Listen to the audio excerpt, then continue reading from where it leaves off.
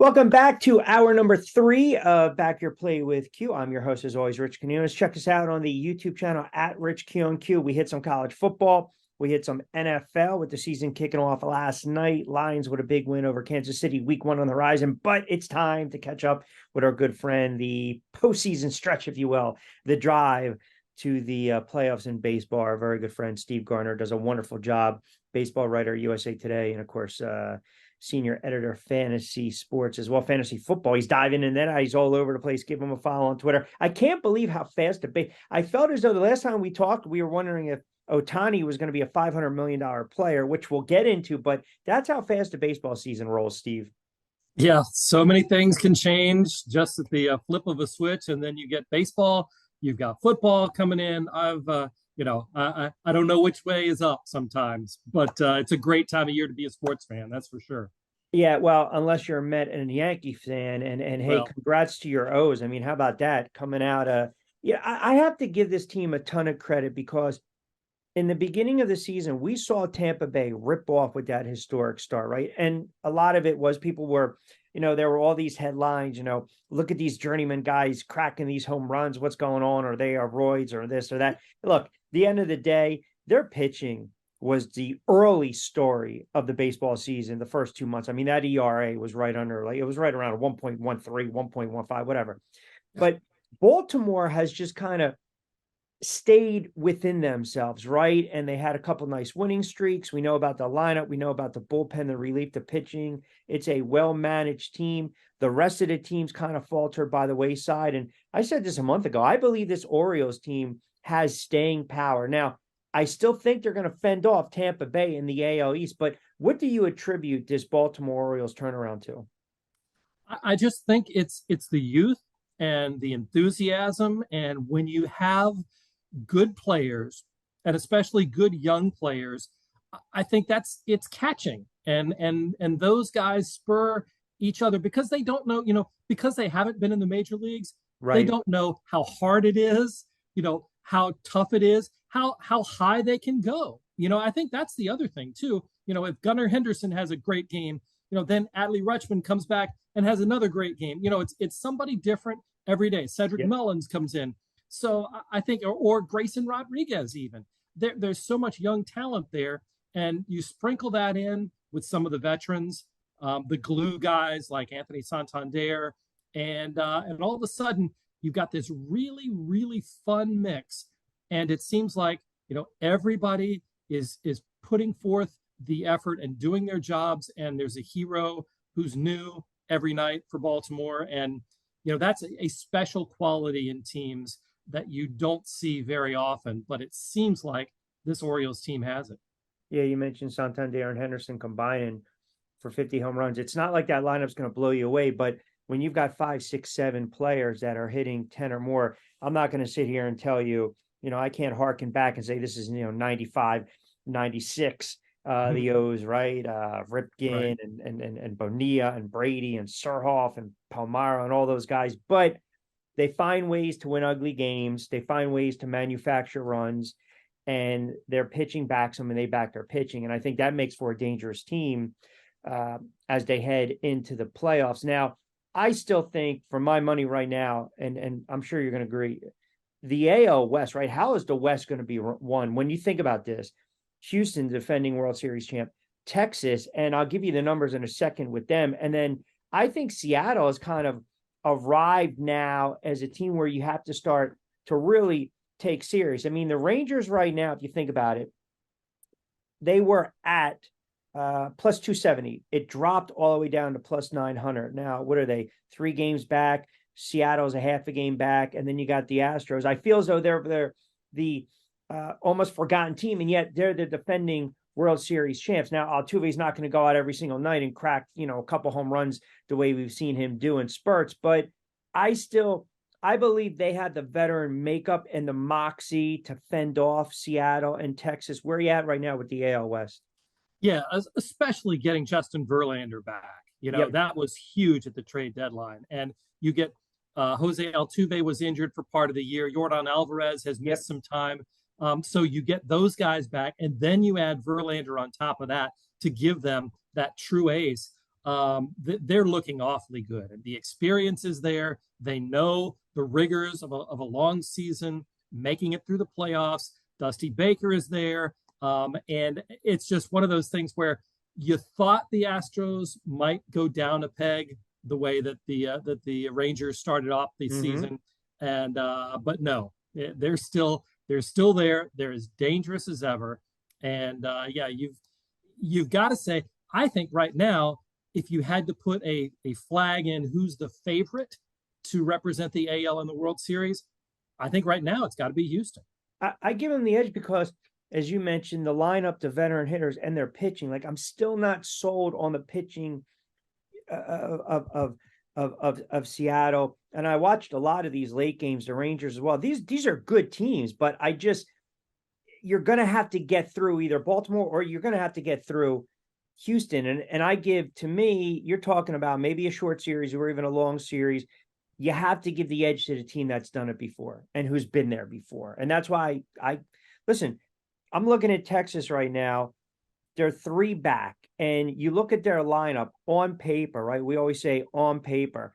And if you don't follow baseball, you'd say, like, who are these guys? But they've got a ton of pop. I mean, Garcia's had a monster year, 34, 35 home runs. They got a ton of pop in that lineup. Can they get to the Astros pitching if they were to clash in the playoffs? Same thing can be said with Seattle. I just don't know. So I'm leaning towards the Astros to fend these two teams off. Yeah, absolutely. You mentioned Adolis Garcia. He went on the injured list this week, when he was trying to catch a home run ball and came down awkwardly.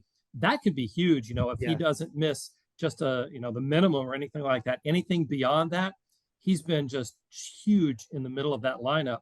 So if they don't have him, obviously Corey Seager, I think, is probably their MVP candidate because of the season that he's had. But that's a huge loss if he's not able to be there and be 100%. And I think the Rangers pitching staff, they went out also. The Astros went out and got the Astros went out and got Justin Verlander. Right. The Rangers come back, get Max Scherzer and Jordan Montgomery. And all of a sudden, where they were a little weak in the pitching department, it's not so bad anymore. No. Although Scherzer did not look great when he matched up against Verlander this week. Justin had the upper hand considerably there. So if they match up, you would think if they match up in the playoffs, it'd be another Scherzer and Verlander matchup. And again, right now, you got to say the Astros have the edge. Yeah, and they can thank the Mets for selling off. You mentioned Garcia, the right patella tendon. So you're right. I mean, that's a strain. That's a tricky injury right there. I want to stick to the AL just for a second because I do have to ask you about my Yankees. And I mean, look, I called it before the season. I thought they were going to miss the playoffs. I didn't like the makeup of the team. You've got a GM that almost seems like he has a lifelong past and 25 different lives in Cashman. You've got another, the debate, is it Boone? Is it not Boone? The bottom line is you give all the money to Aaron Judge. He gets hurt. He was not going to duplicate the type of season that he had last year. Stanton is such an enigma. You lose some of your pitchers. They just had to put the kid, they lose Cortez. They lose the other reliever. Their bullpen ERA was right around 3.19, but it's just the inconsistency. You've got one top prospect, right, playing at the major league level in Volpe. You bring up some of the young kids. If, rest in peace, George Steinbrenner was alive, Boone would have made it out of May, right? I mean, you're talking about some bad, ugly losing streaks. And I knew when it caught to 9, they were going to snap it and beat Washington. They did. But it's a bad team. It's fundamentally put together the wrong way. And I think it's an easy out to blame Boone. And I'm not the biggest Booney fan. I mean, you look down the list, right? I mean, they can never figure out a way to beat the Astros in the playoffs. They won 100 games a couple times, 99 last year. They don't even show up. They get swept in the ALCS. Now, granted, Aaron Judge, I think, was 1 of 16 in that series, but still, where do we place the blame? And can you see a scenario where Steinbrenner turns around, Hal Steinbrenner turns around and says, you know what, it's not the manager, it's the guy above who's putting this team together in Cashman? I think you have to take a hard look at Brian Cashman. I mean, he's the guy that brought in Josh Donaldson, who they just admitted was, a mistake in cutting him. DJ LeMahieu, signing him to the contract that was a long-term deal after kind of a career season for him. Yeah. Those older guys, do break down. And, in addition to Stanton, who's not the picture of health, and then they botched the Anthony Rizzo situation too. I don't know that that's a Brian Cashman thing, but again, the organization, when you're not doing everything right, and you can't afford to have a mistake by your team doctor staff, or not checking out Anthony Rizzo and letting him play for a couple of months when he's clearly not 100%, even says so to people. And, it's kind of just dismissed because I guess they didn't have anybody else to put in there.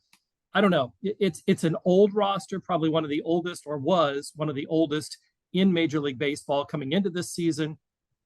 And those guys break down. And when you're, depending on all of those guys who have all of those health issues, you're going to have some problems. And that's exactly what happened. And, problems on top of problems on top of problems. Sure. And yeah, that's when the other teams go past you. Yeah. And listen, LeMahieu hit, I think, 364 a couple of years ago. And you're like, hey, this, all these years kind of toiling, a cup of coffee with Chicago and Colorado. And here's this guy, he's a great player. And here we go, and blah, blah, blah, blah, blah, blah. And obviously, you're right. It's an older lineup. The Donaldson move reminds me of years ago when they gave, I think at the time, it was a lot of money, $1 million or $2 million to Henry Rodriguez many moons ago, right? I mean, it's just, I still think Cashman will get the pass. And now you have to wonder, look at all the money they invested in Judge, right? And it's like, did anyone really think he was going to duplicate those numbers? I mean, anything less than, say, 318, 320, $135 and 45 home runs, you're like, he didn't put up the numbers we were expecting. So they're kind of in that precarious spot where they are an aging team, and that's why they're calling up some of these young players. And it's funny because you go back and you go to the crosstown rival in the Mets, and they basically raised a white flag. Cohen wants to spend, but he's a businessman first, a fan second. And I mean, did they give up on the season too early? I'll tell you, when Atlanta's running away with the division, and they are, it makes it a little easier to say, well, geez, we're never going to catch them. You have, Scherzer and Verlander, not the pictures of health again. Older players are going to break down at some point. It may not be, healthy the entire season. Maybe I think what would concern me as a Mets fan is all the talk about we're not even reloading for 2024. We're looking down the road at 25 and 26 to be competitive. And when you've got, the most expensive payroll in baseball history for this season, that's not what you want to hear if you're a Mets fan. You want to say, okay, let's take care of those guys, get them out, rebuild the farm system, get some depth. Well, let's get some more players in here. And I think that's the one thing that Steve Cohen kind of has to juggle and figure out, where he is. Is he going to turn things over to the baseball people and let them do, the management of figuring out what players they need now and maybe for later? Or is he going to continue to push and say, we want that's the guy we want, let's go get him, and money's no object? It's an interesting point because look, once they lose, one of the best arms in baseball in a freak accident, you just kind of knew that freak celebration, if you will. Its season got off, no pun intended, on the wrong foot prior to even it was over before it started. But there's the talk now. What do you do with Pete Alonso? I mean, and we know sluggers get paid. We understand that he's put up ridiculous monster numbers. The home run, the numbers are there. He had 53 as a rookie, 40 last year, 42 this year. He's their offense. You build around him. Are we looking at a long-term deal here, or are the Mets, are they going to be in the running because of the money they have with Cohen for Ohtani? And if that's the case, then does that make a player like Alonso, who a lot of people believe can go down as an all-time great Met, expendable? Yeah, I think the Mets are facing almost the same situation the Yankees faced with Giancarlo Stanton. I mean, to have credibility with your fan base, you have. I think is there a question as to who's the most popular player on the New York Mets team? I think it's Pete Alonso, No doubt. and he's a community oriented guy again who gives back to his organization and increases his popularity. I don't know where you go if you say we're going to trade Pete Alonso. What do you do after that? I think you've got to build around him. I think you've got to sign him to a long-term deal, make him the focal point, and then figure it out. You've still got Francisco Lindor there, who's having a fantastic season, but who never seems to win over the entire Mets fan base. But he's been fantastic this year. So then what do you do? I think if the Mets have, and they do have money to spend and can do it, and Steve Cohen has proven he's willing to do that, I think you've got to base things around Pete Alonso and get the fan base back on board and tell them we do have championship aspirations. We are going to compete sooner rather than later. And here's how we do it, building around, the polar bear. Sure, which is backtracking from the comments. Hey, don't get too excited about the next season or two, right? Then why am I going to invest in a season ticket package? I mean, that's, as a fan, I don't want to hear that. Placate me a little bit, lie to me. I'm okay with that because I want hope going into a season. Again, it's a Friday edition of Back Your Play. Rich Quinones here. Steve Gardner, kind enough to join us. Quickly to the NL East. Listen, we know the Dodgers are running away with the West. We know Atlanta, arguably the best team, along with the Dodgers in the NL. How about the Phillies? I mean, they're such a Jekyll and Hyde type of team. And it's crazy. You look at some of the numbers on the Phillies, right? You and I have argued and debated Aaron Nola for years. I'm not even going to waste your breath when Aaron Nola, when you think you figure it out, right? I mean, that's when he gives up to 6 or 7 runs. Then when you get on him, he comes back and he pitches a gem. But, I look at the number Schwarber put up, and it's crazy because you're talking about feast or famine, Kingman-like numbers. But if you get a healthy Harper, if you get Turner engaged, and the Turner that they think that they're going to have come playoff time, this team's going to make the playoffs. We know about the pitching staff as well, and you still got Nola there. You've got Wheeler. You've got a top heavy rotation. I mean, can the Phillies make the type of run this year that we saw them make last year, or was it more lightning in a bottle and they caught some teams at the best time for them? Well, I think the competition is a lot tougher this year, and it helped them to have the Dodgers exit earlier, and so they didn't have to face them. No doubt. No, I think the Phillies, Wheeler can get it done in the postseason. Nola can give you a gem, if he's on. Michael Lorenzen, another guy that they picked up at the trade deadline, through a no-hitter. We see what he's capable of when he's on. So you get those guys, and your pitching staff. I think they can put together the bullpen. It's probably a little shakier than they'd like.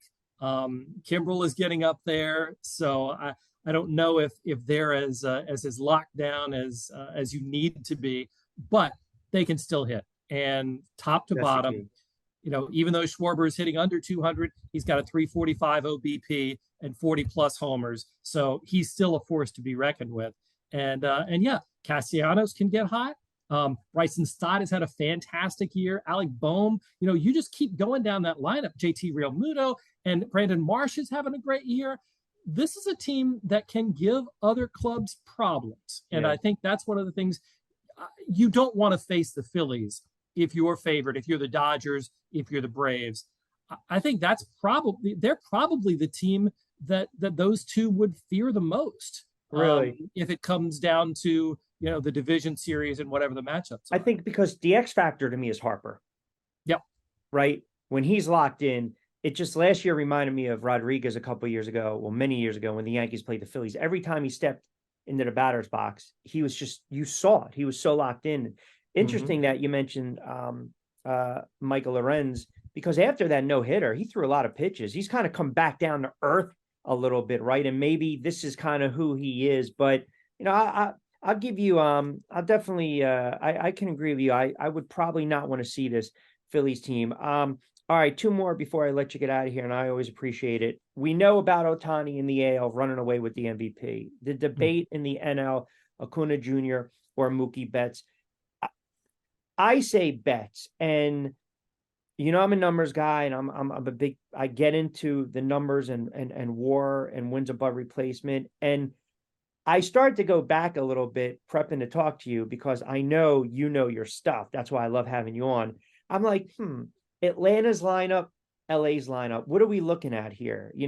Are we looking at more of the sound defensive player in Betts who can do it in multiple positions to power numbers? Are we looking at a surrounding cast? Are we fixated on, Acuna now with these numbers, the stolen bases, the doubles, the home runs?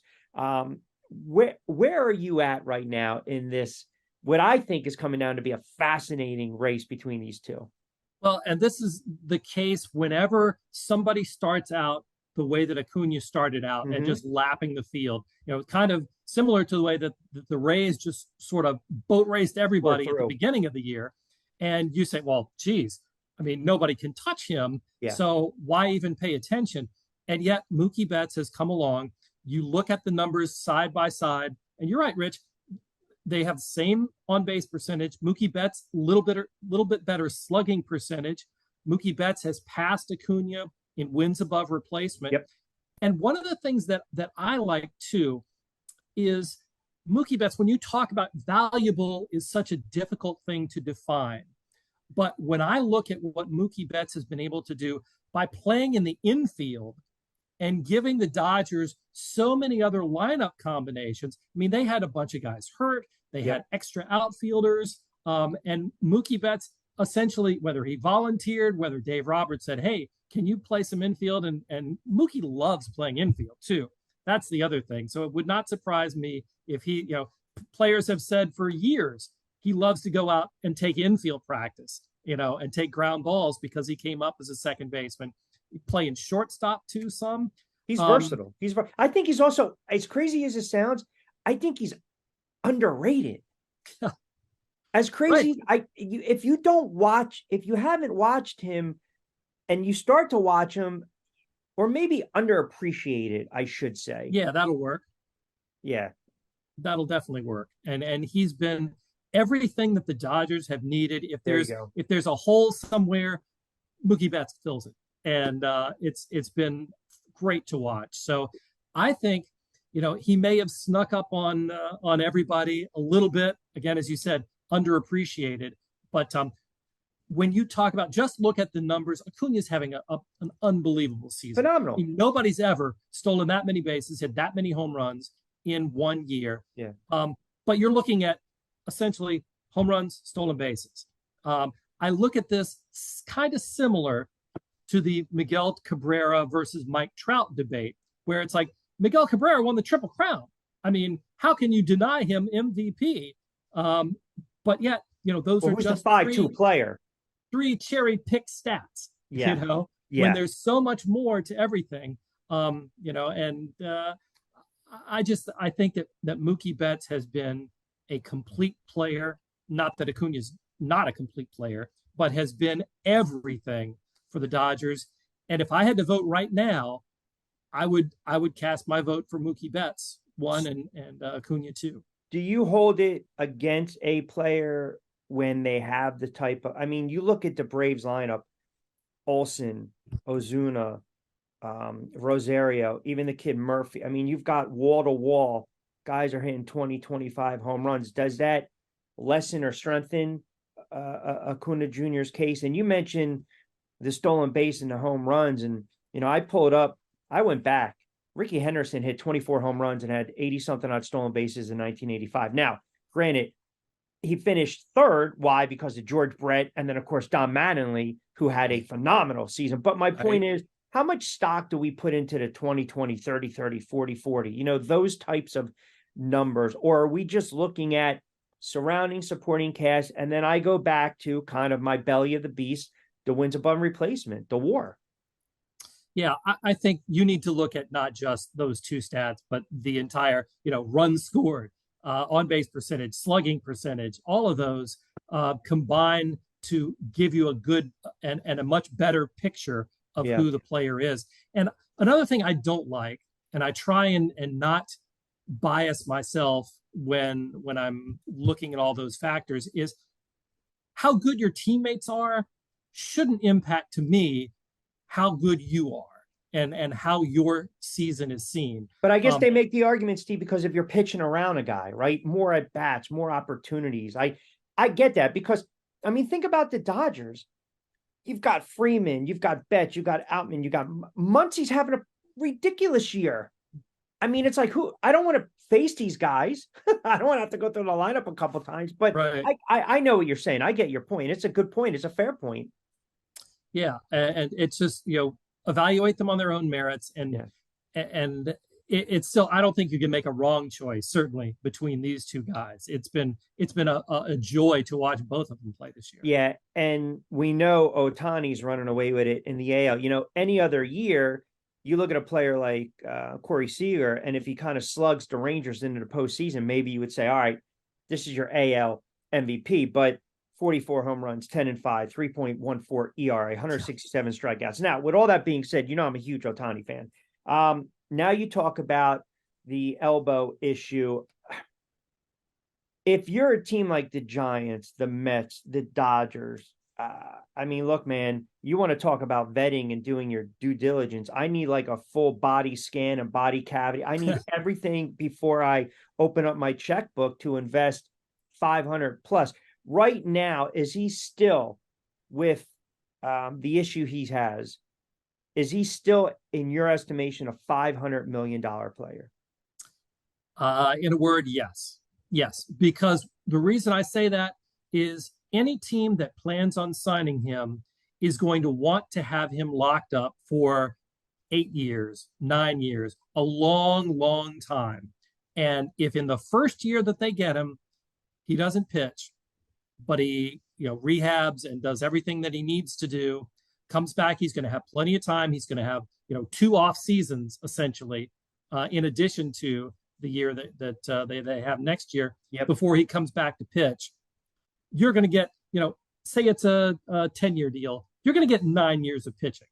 I think that's going to be okay. As long as all of the scans or whatever, as long as he's progressing, the surgery goes well without any complications, whatever he does, as long as he's rehabbing in the proper way and all of that is in line, no surprises, then I think teams will be happy to. I mean, this may help them a little bit.